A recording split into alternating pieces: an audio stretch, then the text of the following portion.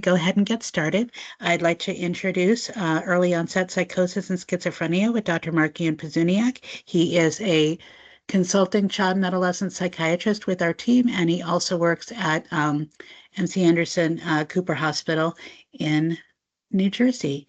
And with that, I'll turn it over to the next slide, please, just to give you a brief introduction. If you're not familiar with DCPAP, we offer monthly training opportunities. We offer practice-based training opportunities for primary care providers. And then we have an enduring library. We'll update that. It's now no longer an LMS. We have a YouTube channel, and my email has all of that information attached to it. So look for that later today when I send you both the CME information and the copy of today's PowerPoint. So you don't have to take notes. You can follow along, and then you'll have this PowerPoint for reference. You can also please, again, mute yourself if you don't mind. If you're not the speaker, I appreciate that. We offer consultation and resource and referral support in addition to primary care providers across the state. It is a free grant-funded service through the Health and Resource Services Administration, HRSA. And with that, I'm going to turn it over to Dr. Pazuniak.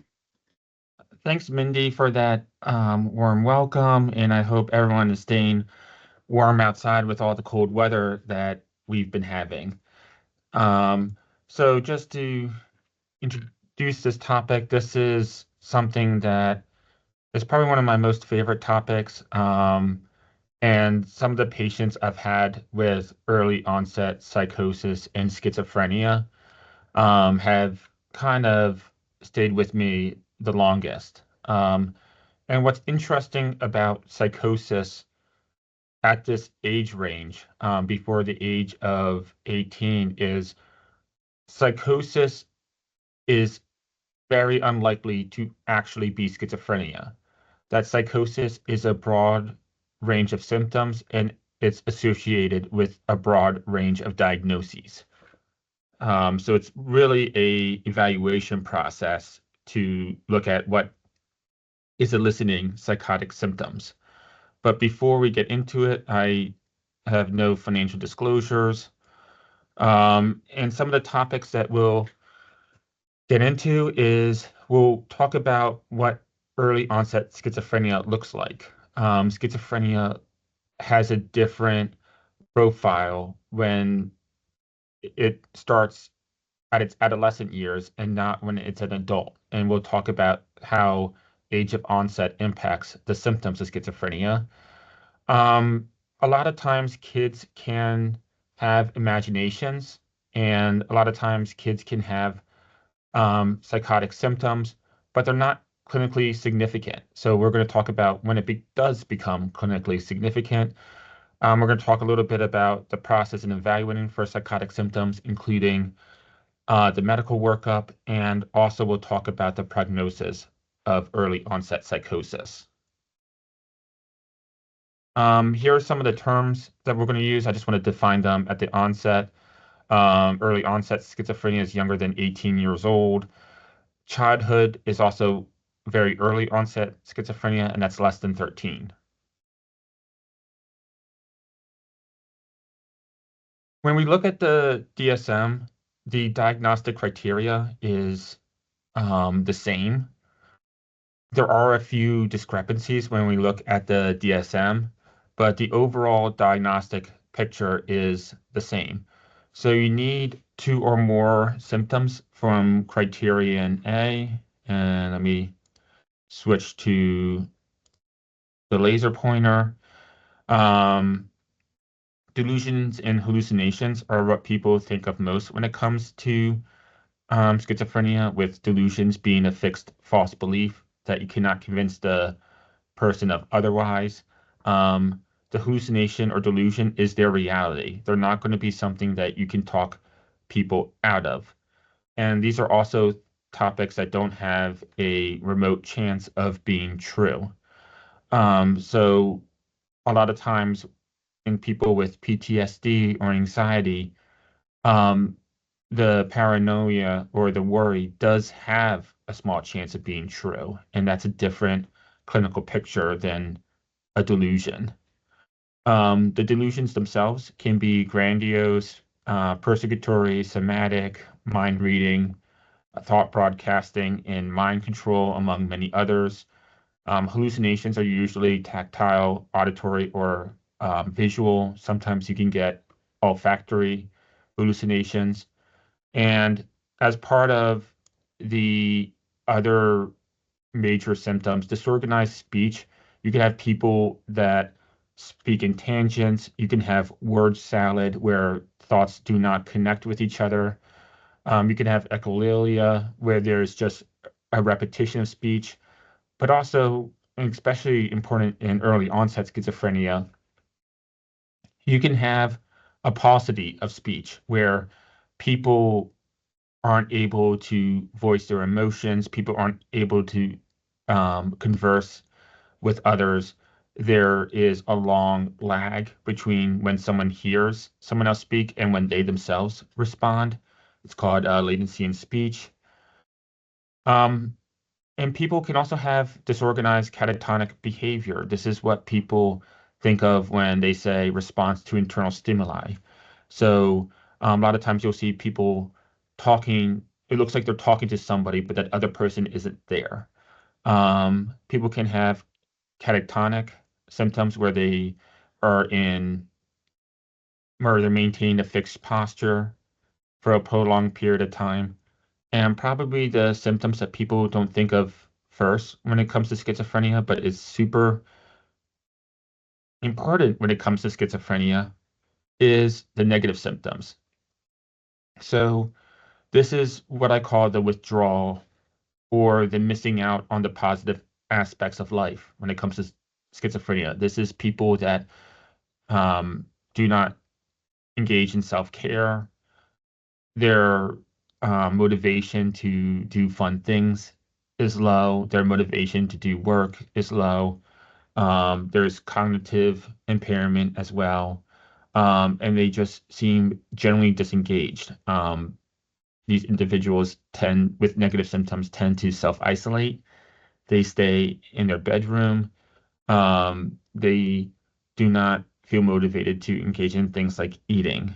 Um, so a lot of times negative symptoms can come off as people feeling depressed because there's a good overlap between a person with depression who just lacks motivation as a result of their mood and people with negative symptoms as a result of schizophrenia. So the few cases that I've got of um, that I had of those with early onset schizophrenia, their initial diagnosis was actually depression because of that withdrawal, because of that loss of engagement in fun activities. Um, these symptoms need to be longer than 6 months. There needs to be a rule out of other medical conditions, which we'll get into later, and especially substance use. With the rise of cannabis use disorders and just the overall use of cannabis and the concentration of cannabis, a lot of cannabis intoxication can look like schizophrenia. And even after some time after cannabis use, the psychotic symptoms can persist. And you also want to rule out bipolar disorder and major depressive disorder to meet the criteria. The last thing is that I'll share is there needs to be an impairment in well-being. This is something that's these symptoms are usually either stressful for the patient or more importantly and more commonly, it's distress that's noticed by friends, school teachers, and family. So I already mentioned a little bit more. I'm going to mention a little bit more about the negative symptoms. Um, it is truly a lack of motivation in all areas. So it's not just, I don't feel like playing soccer anymore. It's not engaging in any hobbies. People lose the ability to look forward to doing things.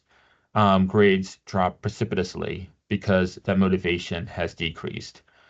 Um, Also, tasks such as showering and brushing their teeth are also impaired, much more than what we expect from peers at their age. They also withdraw from social interactions. Friends start sometimes even reach out to their parents or to the patient's parents and asking, hey, is anything going on with Johnny? There is also a lot of what we call blunted affect in psychiatry, where their face doesn't show any emotion. Their speech lacks any type of vocal inflection. It's very monotone. There's a lack of gestures. So the communication becomes very robotic in early onset schizophrenia. The DSM made some specifiers for early onset psychosis. The delusions and hallucinations, that's part of criterion A right here, are much less elaborate. It's more vague. It's harder for children and adolescents to describe what they're seeing. They'll report the hallucinations, but it's not going to be an adult where they can say it's this shadowy figure with a top hat and a trench coat. It's going to be more of, okay, I just see figures. And the delusions are not going to be as well thought out. Visual hallucinations are more common, and it's less going to be of an abrupt onset in early onset psychosis. It's going to be more insidious, where the child is slowly withdrawing over time. And that's why sometimes it's just not picked up on, because it's this slow and steady withdrawal from other people. And I already spoke about the negative symptoms, but there's also going to be a lot more comorbidities. Because schizophrenia occurs at such an early age, there's going to be an increased chance of anxiety, depression, specific learning disorders, and other psychiatric conditions. Childhood onset schizophrenia and adolescent onset schizophrenia is very rare. So most times, if you hear somebody report hallucinations and delusions in the adolescent or childhood age range, it most likely is not schizophrenia. In fact, there was an NIMH study that tried to evaluate early onset schizophrenia, and most of the referrals they got from across the country had to be sent out of the study or could not be included in the study, because upon further evaluation, it turned out that they, in fact, did not have schizophrenia. It was another psychiatric condition. So before 13 years old, there's a 1 out of 10,000 prevalence rate. Between 13 and 17 years old, it's between 1 and 2 out of 1,000. So only a third of schizophrenia cases have an onset before the age of 18. As part of the DSM, you need to rule out medical conditions. A lot of medical conditions can have a psychotic component. We're learning more and more about encephalitis. So when I do get a 13 or 14-year-old who presents with symptoms that are consistent with early onset schizophrenia, I generally refer out to neurology to get a lumbar puncture, just to make sure that we're not working with encephalitis. There's more and more different antibodies, and this is a very growing body of research. It's not just anti-NMDA anymore. There's a whole panel that's a send-out lab. So if I see someone, even especially with abrupt onset schizophrenia, that's a rule out that has to be made. Seizure disorders can sometimes present with psychosis. Tumors can sometimes present. And then there's more uncommon conditions that can also have a psychotic component. There's one genetic condition, DiGeorge syndrome, that was once seen as a pathway or a way to understand schizophrenia, because about 30% of patients with DiGeorge syndrome um, develop psychosis, and a quarter have full-blown schizophrenia. So there's a lot of other conditions with early onset schizophrenia. Often do an MRI to rule out conditions like medulloblastoma, which can present with psychotic symptoms. So when I have early onset psychosis and there's a strong concern for schizophrenia, there's several lab tests that I would want to consider. You don't need to do all of these. A lot of it, you can look at the clinical picture and rule it out. Some ones that I definitely would want to look at, especially early on, is or earlier ages, such as before 6 or 7 years old, and there's a strong hyperactivity component to it, or there's comorbid ADHD symptoms, is a lead level and heavy metal panel.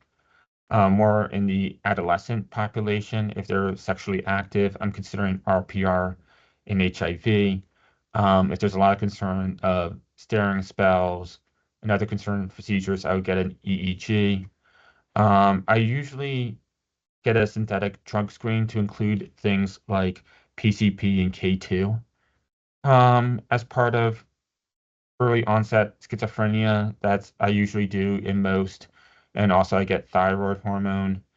There are a lot of rheumatological conditions and other autoimmune conditions that are part of the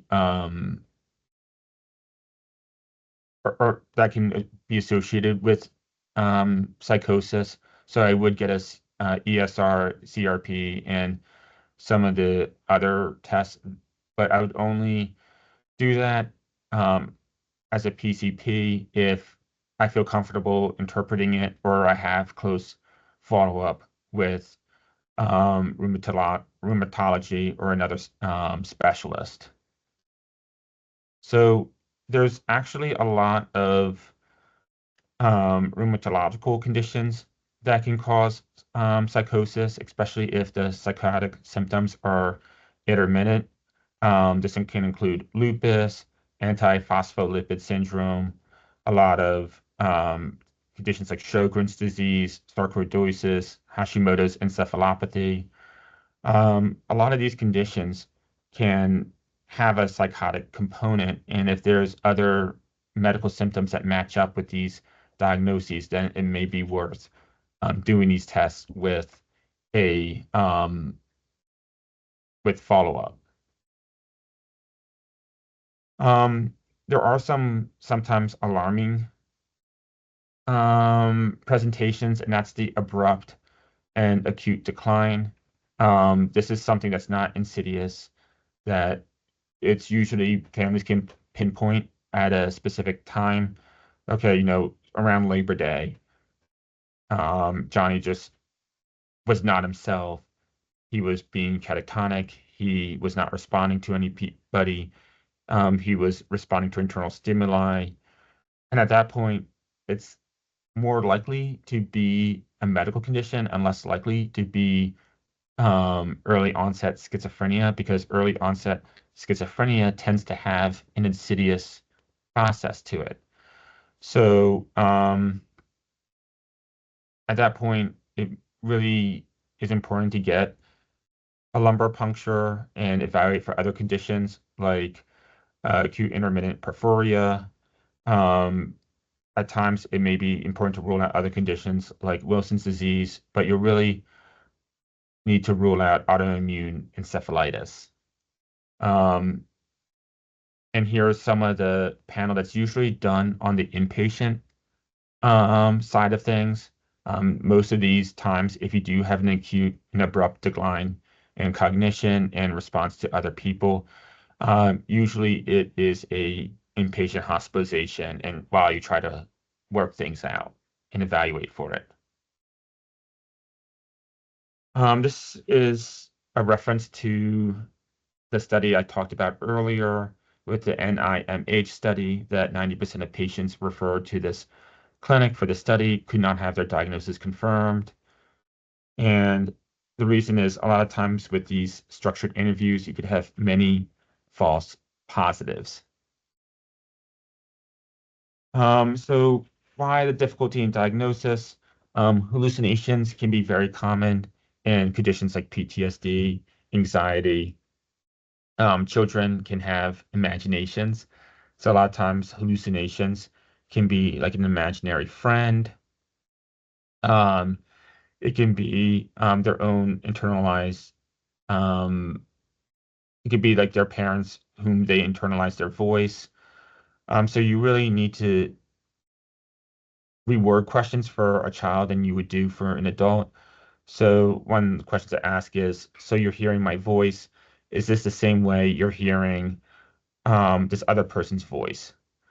And also with imaginary friends, they can often say like, okay, I know that this person is just my imagination. And also, a lot of these medical conditions are very rare, so they're often not at the forefront of people's mind when they evaluate these conditions. So, imaginary friends can persist throughout childhood. We already talked about it could be the voices could be just an internalization um, of other adults and role models. And a lot of times it could just be their way of expressing their thoughts. Children, it takes time for children to learn how to voice their feelings and voice how they discuss things. So a lot of times they don't have that language yet. So they often use book characters or imaginary friends or characters to express those thoughts. And a lot of times people use voices to discuss their own internal thought process. So let's say if a child's thinking about a worry, they think of, okay, the voice in my head is worried about the test. And it can kind of come off as psychosis for people that um, haven't or not quite used to hearing um, kids talk about their own internal thoughts. And also, kids love to project their own experiences and their own feelings onto other belongings, onto other people. It's why, doll houses are often effective in this age range, and using dolls can be effective, but kids often project their own internal thought process onto other ideas. Um, so hallucinations are transdiagnostic. One ways to delineate it is schizophrenia. The hallucinations are present throughout the whole day. They're not dependent on them being at grandma's house or being at school. It doesn't happen or with schizophrenia, it doesn't matter whether they're happy, sad, angry, it's independent of mood. Whereas in other psychiatric conditions, hallucinations are more likely to happen when they're mad or when they're feeling worried.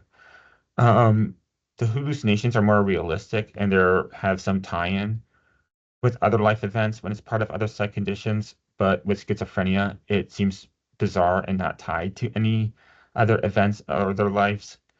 And with hallucinations and let's say PTSD and anxiety, the child does have some doubts about them. So, hallucinations are less likely to be part of a schizophrenia picture if they're situationally specific, if they're temporary, if they're highly detailed. So, anxiety and PTSD hallucinations or depression um, hallucinations can be very detailed. They can make out exactly what they're saying, and they're more likely to happen with motion. So when person with MDD with psychosis, major depressive disorder with psychosis, um, the hallucinations are only present when they're feeling sad, or they're feeling guilty or feeling less than other people. Um, and there have been a few studies that done about isolated hallucinations, so just hearing a voice. And the most common picture is PTSD. So 90% of those with isolated hallucinations had a trauma background. Now, that trauma background could be part of depression or PTSD. And some people think of the hallucinations as a version of a flashback. And hallucinations are much more common in those with lower IQ scores. So there are some neurological symptoms that come with early onset schizophrenia. This is a coordination test, sequencing test, where you do fist, edge, palm face down. You have to do it in rapid order, and people with schizophrenia are unable to coordinate this in rapid succession. You're also more likely to get more disorganized speech and have other motor abnormalities and other soft neurological signs. Developmentally, early onset psychosis acts as a deep freeze. So they're less likely to develop friendships. They're less likely to develop adult social skills. They're more likely to have difficulty with setting their own identity. When people develop schizophrenia, their developmental process freezes. So they're unable to develop all the tasks, either academically, socially, physically, that other kids develop during their teenage years or childhood years. So that's one of the reasons why you're more likely to get these comorbidities. And this is kind of like the stages of development that people go through life, but if they have early onset psychosis, they're more likely to have still be working through one of these earlier stages.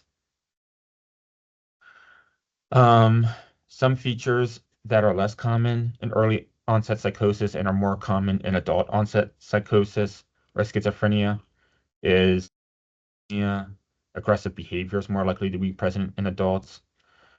And early onset schizophrenia, their symptoms are more likely to change. So the hallucinations are more likely to change, the delusions are more likely to change, whereas in adults, it's more likely to be consistent. So there are some other distinguishing features of early onset schizophrenia. They're more likely to be a longer period of untreated psychosis, in part because since the condition is more rare, people aren't looking at it as much or thinking about it as much, but also it's because of maybe the negative symptoms, where the negative symptoms aren't directly impacting other people.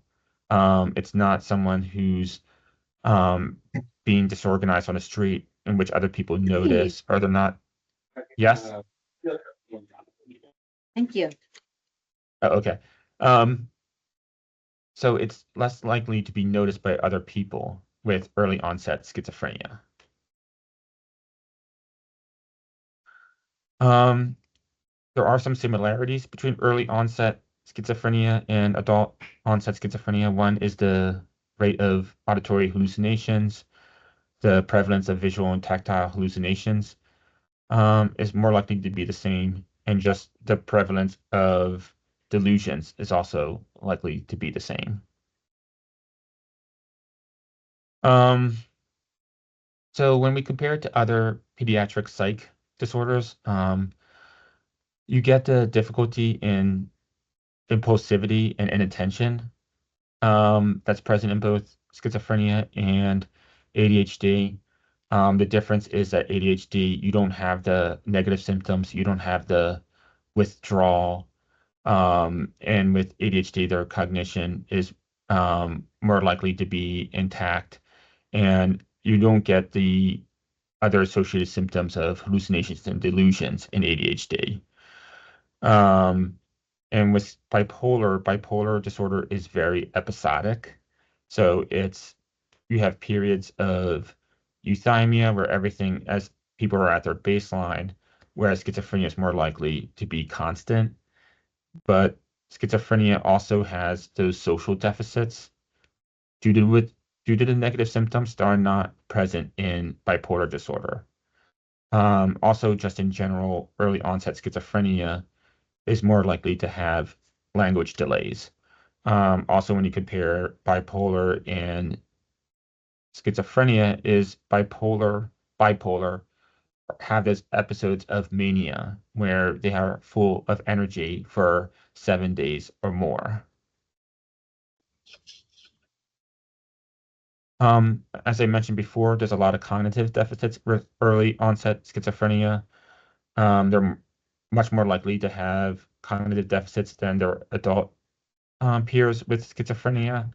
They're often miss a grade. There's a lot of academic impairment, and some of the domains that are most impacted is the ability to abstract and working memory. And one way people measure this is by the Wisconsin card sorting test, where the rules by how you sort the cards change intermittently through the test. So initially you have to sort cards by color, then by number, then by shape. They'll often have difficulties with complex grammar. Longer instructions become much harder, and the ability to take in more difficult information becomes a lot harder than their same age peers. The prognosis of early onset schizophrenia is very guarded. Um, this is more at the severe end of symptoms when we talk about schizophrenia. So even in adults, the earlier the onset, the worse the severity and more guarded the prognosis. The severity of symptoms generally perpetuates through adulthood. As I mentioned, the content of the hallucinations, delusions might change, but the negative symptoms perpetuate. Um, and what's some of the biggest factors in determining outcomes is their premorbid functioning, or how they were functioning at baseline before the onset of symptoms. Unfortunately, there's an increased suicide risk with early onset schizophrenia, and you're more like the earlier the age, the more likely or the higher prevalence of severe impairment. One of the positive aspects of this is that if there's hallucinations that are isolated, such as hearing grandmother's voice um, at night or hearing their parents when they're at school, these have no bearing on predicting future schizophrenia. And most of these situations, which the term for it used to be atypical adolescence with psychosis, a lot of them go away on their own over time. Um, as I mentioned before, there's more likely to be social impairment, in part because of the withdrawal, but also due to the difficulty in communication and the inability to develop those social skills over time. A lot of them are likely to have psychiatric comorbidities. Um, One of the most comorbid is with autism, but also with a lot of specific learning disorders, which include language, and there's also motor and social abnormalities as well. Um, as adults, the prognosis is also guarded. 51% of them had severe symptoms. Only 20% were able to work. Um, and most of them live alone, and only a small amount were able to sustain remission. So this is a very severe diagnosis for kids. Um, and when this diagnosis is made, it's very important to one, make sure the diagnosis is accurate, but also to gather up resources and psychotherapy supports earlier on so they can put them on the proper course earlier on. There are some radiology findings that come with early onset schizophrenia. The brain matures and myelinates during the adolescent years, and that gets impacted by schizophrenia. So things like spatial orientation, speech, language development, and attention, because those are the parts of the brain that get myelinated later that gets impacted by early onset schizophrenia. And sometimes there are other radiology findings that are often found in adults, like enlarged ventricles. So I'm not going to talk about treatment that much. We just don't have enough time. But there's a debate whether you should initially treat schizophrenia with antipsychotics. Here in America, we say yes, initially treat. But in other countries, like in Great Britain, with the NICE guidelines, people wouldn't necessarily recommend to start off with antipsychotics, and that's because early onset schizophrenia is often misdiagnosed, and the side effects of antipsychotics is quite large. There are a lot of psychotherapeutic um, interventions that could be helpful for this patient population. Most states have an early psychosis clinic where they work, or a first onset psychosis clinic um, that people can refer to where they have these psychotherapeutic strategies.